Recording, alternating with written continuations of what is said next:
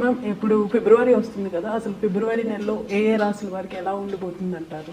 రాశి ఫలితాలు మాట్లాడుకుందాం. అందరికీ ఇంట్రెస్టింగ్ టాపిక్ కూడా నాది. ఫస్ట్ రాశి ఫలితాలు మాట్లాడుకునే ముందు ఎప్పుడు మనం మాట్లాడుకునేది గోచారం మాట్లాడుకుంటాం. అందరికీ తెలుసు 12 రాశులు ఉంటాయి, అలాగే 12 భావాలు చెప్తాము, 27 నక్షత్రాలు, 9 గ్రహాలు. సో ఆ గ్రహాలు ఏంటంటే ఒక చోట ఉండవు. చాలామందికి డౌట్లే ఉంటాయి ఏంటంటే పుట్టినప్పుడు చాలా బాగుంది, ఇప్పుడు చాలా బాగాలేదు. అంటే పీరియడ్ మనకి మారుతూ ఉంటుంది, అంటే దశా సిస్టమ్ అంటే మన టైం మారుతూ ఉంటుంది అనమాట. దేని బట్టి, మన నక్షత్రం బట్టి. అలాగే దీంట్లో ఏంటంటే ఇంకా చాలా ఉంటాయి. అంటే లగ్నం చూసుకోవాలి, నక్షత్రాలు చూసుకోవాలి, రాశి చూసుకోవాలి, తర్వాత మిగతా ప్లానెట్స్ కూడా చూసుకోవాలి. అంటే రాశి వారీగా మాట్లాడడం అంటే ఏంటంటే చంద్రుడు ఎక్కడున్నాడో దాన్ని రాశి అంటాం అనమాట. అంటే ఆ భావం కానీ ఆ హౌస్ కానీ, అంటే హౌస్ అని చెప్తూ ఉంటాం, 12 రాశులు అంటాం. సో హౌస్ని మనం ఏంటంటే రాశి అంటాం అనమాట. సో రాశి నుంచి ఏంటంటే 9 గ్రహాలు ఎలా ఉన్నాయో చూడటం అనేది జరుగుతుంది. అలాగే సూర్యుడి నుంచి కూడా మనం చూస్తాము, అలాగే లగ్నం నుంచి కూడా చూస్తాము. వీటిని సుదర్శన చక్రం అని చెప్తూ ఉంటాం. దాంతోపాటు ఏంటంటే మనకి వింశోత్తరి దశా సిస్టమ్ పీరియడ్ ఎలా ఉంది అవి కూడా చూస్తూ ఉంటాం అనమాట. ఇవన్నీ చూసుకుంటేనే మనకు కరెక్ట్గా ఒక ప్రెడిక్షన్స్ అనేది ఇవ్వగలం. ఇదంతా ఎందుకు చెప్తున్నాను అంటే ఇప్పుడు రాశి వారీగా మనం మాట్లాడుకోవాలి. ఎందుకంటే మనకి జాతకం ఒక్కొక్కరిది డిఫరెంట్గా ఉంటుంది. అంటే ఒక రోజులోనే చాలా తేడాలు వచ్చేస్తూ ఉంటాయి. ఎందుకంటే లగ్నం మారుతూనే ఉంటుందన్నమాట. అంటే సూర్యోదయం బట్టి మనకి వస్తూ ఉంటాయి లగ్నాలు. సో ఈ లగ్నం ఉదయించే సూర్యుడు అంటాం, దాన్ని బట్టే జాతకం ఒక్క రోజులోనే చాలా మారుతాయి. సో జనరల్గా మనం మాట్లాడుకోవడం అంటే రాశి వారిగానే మాట్లాడుకోగలం, రాశి ఫలితాలే మాట్లాడుకుంటాం అనమాట. ఎందుకంటే మనం లాస్ట్ టైం చేసింది కూడా మనం కొంతమంది ఏం పెట్టారంటే అవును నాకు ఇది అవ్వట్లేదు, ఇది అయింది అంటే రాశి వారిగా మనం మాట్లాడుకునేది సింగిల్ పాయింట్. ఇవన్నీ చెప్పడం అందుకనమాట. సింగిల్ పాయింట్లో మాట్లాడుకున్నప్పుడు అదేంటంటే ఇట్ ఈస్ నాట్ నీ జాతక ప్రెడిక్షన్ కాదు అది. It's not a personal prediction, it is a general prediction. So general ప్రెడిక్షన్స్లో అంటే ఏంటంటే అన్నీ కరెక్ట్గా వస్తాయి, అన్నీ కరెక్ట్గా రాంగ్ అవుతాయి అని చెప్పడానికి ఉండదన్నమాట. అండ్ ఆల్సో రాశి వారీగా మాట్లాడుకున్నప్పుడు నేను చెప్పినట్టు ఒకే ఒక గ్రహం మనం చూస్తున్నాం, అంటే చంద్రుడు. ఏ రాశిలో ఉంటే రాశి అంటాం, అంటే ఏ హౌస్లో ఉంటే దాన్ని రాశి అంటాం అనమాట. సో జనరల్గా రాశి ఫలితాలు ఎప్పుడైనా మాట్లాడుకోవాలి అంటే గోచారం చూసుకుంటాం. గోచార రీత్యా ఈ నెల ఏమవుతుందో చూద్దాము. మనం ఎప్పుడు మాట్లాడుకునేది ఫస్ట్ శనిగ్రహం. శనిగ్రహం ప్రస్తుతం ఎక్కడున్నారంటే మీనరాశిలో ఉన్నారు. ఆయన కూడా ఏంటంటే డైరెక్ట్ మోషన్లో ఉన్నారు. సో తప్పక ఇంకా మీనరాశిలోనే ఆయన ఈ నెల అంతా ఉంటారు. మనం మాట్లాడుకునేది ఫిబ్రవరి రాశి ఫలితాలు. నెక్స్ట్ మనం మాట్లాడుకునేది జూపిటర్, అంటే గురుగ్రహం. గురు ఏంటంటే రిట్రోగ్రేషన్ వక్రిచున్నారు, ఆయనేమో మిథునంలో ఉన్నారనమాట.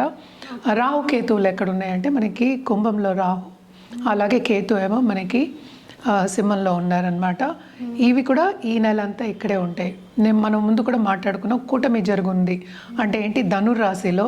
ఇప్పుడు అదే కూటమి మనకి మకరంలో జరిగింది. అంటే జనవరి మనకి తెలుసు మకరానికి మనకి సన్ వెళ్ళారు, అంటే మకర సంక్రాంతి కూడా మనం సెలబ్రేట్ చేసుకున్నాము. అలాగే ఏంటంటే ఇప్పుడు సన్ మనకి కుంభానికి 13th ఫిబ్రవరి వెళ్తున్నారనమాట. అలాగే కుజుడు మనకి 23rd ఫిబ్రవరికి వెళ్తున్నారు, ఎక్కడికి మనకి కుంభానికి వెళ్తున్నారు. అలాగే మెర్కురీ అంటే బుధుడు 3rd ఫిబ్రవరికి కుంభానికి వెళ్తున్నారు. అలాగే శుక్రుడు 6th ఫిబ్రవరికి కుంభానికి వెళ్తున్నారు. సో కుంభంలో నేను చెప్పినట్టు మనకి మేజర్ గ్రహం అంటే రాహు గ్రహం ఉంది. అంటే మనం చూస్తున్నాం కూడా మనకి బయట చాలా ప్రపంచ యుద్ధాలు వస్తాయని, అన్ని రేట్లు ఎక్కువ అవడం కానీ, ఫారిన్ పాలసీస్ మారడం కానీ ఇవన్నీ కూడా జరుగుతున్నాయి. సో కొంతవరకు ఏంటంటే ఫారిన్ ట్రిప్స్ కానీ, ఫారిన్ లెట్స్ వెళ్ళాలి, అక్కడ సెటిల్ అవ్వాలి అనుకున్న వాళ్ళందరికీ కానీ, లేకపోతే అక్కడ ఉద్యోగం చేసిన వాళ్ళందరికీ కానీ, లేకపోతే బిజినెస్ చేసే అందరికీ కానీ మిశ్రమ ఫలితాలు, అలాగే గవర్నమెంట్ పాలసీస్ మీద ఆధారపడి ఉంటుందన్నమాట. సో కొంతవరకు కొన్ని రాసుల వారికి చాలా బాగుంది, కొన్ని రాసుల వారికి ఎప్పటిలాగే అంత బాగుండదు అని చెప్పడం జరుగుతోంది. అదొకటి కాకుండా అందరికీ ఏంటంటే శని వస్తే చాలా భయపడుతూ ఉంటారు. అంటే ఏలినాటి శని ఎవరెవరికి ఉందో అనేది ఫస్ట్ మాట్లాడుకుందాం. అంటే కుంభరాశి వాళ్ళకి లాస్ట్ ఘట్టం, అంటే లాస్ట్ 2.5 ఏళ్ళు, అంటే 2.5 ఏళ్ళకి ఒకసారి మనకి శని మారుతూ ఉంటాడు. సో లాస్ట్ ఘట్టం ఇంకా 1 సంవత్సరంన్నర ఉందన్నమాట. అలాగే మీనానికి ఏంటంటే 2వ ఘట్టం, అలాగే మేషానికి 1వ ఘట్టం. సో జనరల్గా మనం చూసాము అంటే ఇబ్బంది పడ్డం దేంట్లో, ఫైనాన్షియల్ సిచ్యువేషన్స్లో ఈ 3 రాసే వాళ్ళు ఇబ్బంది పడే మనకి సూచనలు ఇక్కడ కనిపిస్తున్నాయి. జనరల్గా ఎప్పుడు మనం చెప్పే పరిహారాలు ఏంటంటే నవగ్రహాల చుట్టూ ప్రదక్షిణ చేయండి అని ఎప్పుడు చెప్తూనే ఉంటాను నేను. అది ఒక్కొక్క రాశి మాట్లాడినప్పుడు ఏమవుతుందంటే ఏ రోజు చేయాలి అనేది మనం చూడొచ్చు అనమాట. జనరల్గా ఏంటంటే నవగ్రహాల చుట్టూ తిరగడం అంటే ప్రదక్షిణ చేయడం, అలాగే నవగ్రహ స్తోత్రాలు చదువుకోవడం, నవగ్రహ హోమాల్లో పాల్గొవడం చాలా మంచిది. అదొకటి కాకుండా ఈ మధ్యన చాలా మటుకు ఏంటంటే దేవి పూజలు చేయడం అనేది జరుగుతోంది. సో దేవికి మించిన మనకి ఏమి శక్తి మనం చెప్పలేమన్నమాట. అన్నిటికన్నా మించిన శక్తి అని చెప్తూ ఉంటాము. సో దేవి పూజలు చేసిన వాళ్ళు ప్లీజ్ కంటిన్యూ చేయండి. And it is very good ఈ మంత్ చేయడం కూడా. అలాగే మనకి శివరాత్రి కూడా వస్తోంది. సో శివుడి గురించి కూడా మనం మాట్లాడుకోవాలి. సో ద్వాదశ జ్యోతిర్లింగాలను వెళ్ళి దర్శించుకోవడం కానీ, అలాగే ఆధ్యాత్మికంగా గడపడం కానీ ఈ నెల చాలా మంచిది. ఎందుకనంటే శివరాత్రి రోజు అంటే మాస శివరాత్రి అంటే చతుర్దశి రోజు కూడా చాలా చాలా మంచిది. ఆ ఎనర్జీ అనేది ఏంటంటే సెల్ఫ్ హీలింగ్కి, సెల్ఫ్ ఇంప్రూవ్మెంట్కి, అలాగే ఏంటంటే మెడిటేషన్ చేయడానికి ఎనర్జీస్ అంటే ఏంటి మన ఎనర్జీస్ సరౌండింగ్ అస్ అంటే ఏంటి యూనివర్స్ ఎనర్జీస్ అనేవి సహకరిస్తాయి. చాలా పాజిటివ్ ఎనర్జీ ఉంటుంది. సో తప్పక ఏదైనా సరే మన శివరాత్రి పండగ కింద కాకుండా మనం ఏంటి self healing, self questioning, self improvement and also ఆధ్యాత్మికంగా గడపడానికి మనం చెప్తాం. అంటే ఏంటి పేషెన్స్గా ఉండడం, అలాగే సాలిట్యూడ్ సైలెంట్గా ఉండడం, సైలెన్స్లోనే మనం ఏంటి ధ్యానం చేసుకోవడం, ఇవన్నీ చెప్తూ ఉంటాం.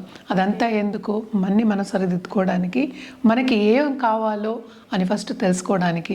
అంటే ఏంటి మనం లోపల ఏముంది అంటే ఏంటి మనలో ఉన్న జీవుడికి ఏం కావాలి, మనకి ఏం కావాలి లైఫ్లో అని తెలుసుకోవడానికి అండ్ ఆల్సో ఆధ్యాత్మికంగా స్పిరిచువల్ గ్రోత్ ఉండడానికి చాలా మంచిది.